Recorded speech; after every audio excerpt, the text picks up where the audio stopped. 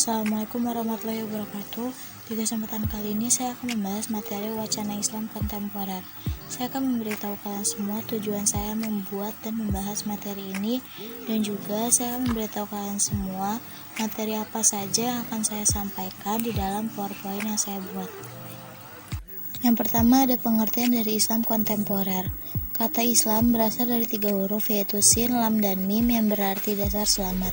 Sedangkan kontemporer artinya dari masa atau waktu ke waktu. Jadi menurut bahasa, Islam kontemporer berarti agama yang diajarkan pada masa lampau dan berkembang hingga sekarang. Sedangkan menurut istilah, Islam kontemporer adalah gagasan untuk mengkaji Islam sebagai nilai alternatif baik dalam perspektif interpretasi, tekstual, maupun kajian kontekstual, mengenai kemampuan Islam memberikan solusi baru kepada temuan-temuan di semua kehidupan dari masa lampau hingga sekarang. Materi selanjutnya yang akan kita bahas adalah tentang pluralisme. Sebelum membahas pengertian dari pluralisme, alangkah baiknya jika kita mengenal cendekiawan Muslim yang dalam karir hidupnya menggagas pluralisme dalam lingkup Indonesia dan keislaman. Beliau adalah Nurholis Madjid. Sebagai Muslim, ia melihat bahwa pemikiran pluralisme telah dikembangkan oleh pemikir-pemikir Muslim di sepanjang sejarah Islam, sekalipun mulai redup ketika umat Muslim memasuki masa modern yang sekarang ini. Pengertian pluralisme berasal dari bahasa Inggris, yaitu pluralism, terdiri dari 2 kata, yaitu plural yang berarti beragam dan isme yang berarti paham, yang artinya beragam pemahaman atau bermacam-macam paham. Sedangkan pluralisme agama berasal dari 2 kata, yaitu pluralisme dan agama. Dalam bahasa Arab diterjemahkan al-ta'aduyah al-diniyah, dan dalam bahasa Inggris religious pluralism. Oleh karena istilah pluralisme agama ini berasal dari bahasa Inggris, maka untuk mendefinisikannya secara akurat harus merujuk kepada kamus bahasa tersebut. Materi selanjutnya yang akan kita bahas adalah tentang terorisme.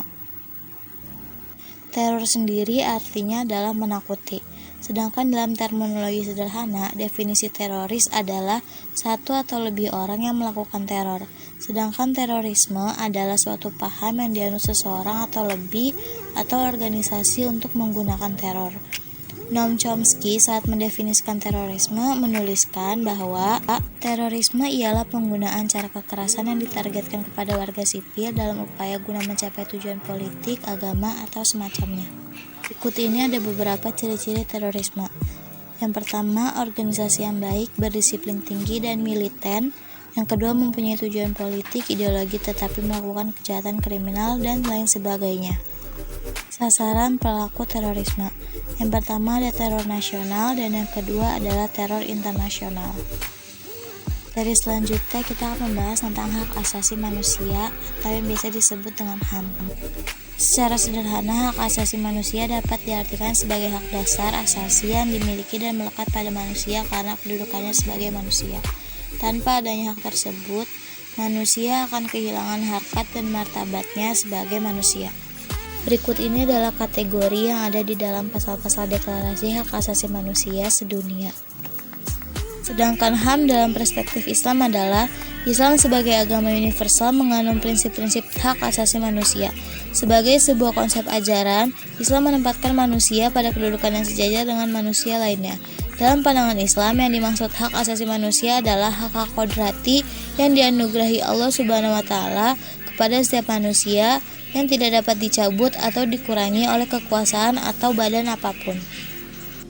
Sedangkan itu, beberapa hak asasi manusia dalam Islam meliputi 1. Hak hidup, 2. Hak kebebasan beragama, 3. Hak atas keadilan, 4. Hak kebebasan berpikir dan berpendapat, 5. Hak bekerja, dan 6. Hak politik.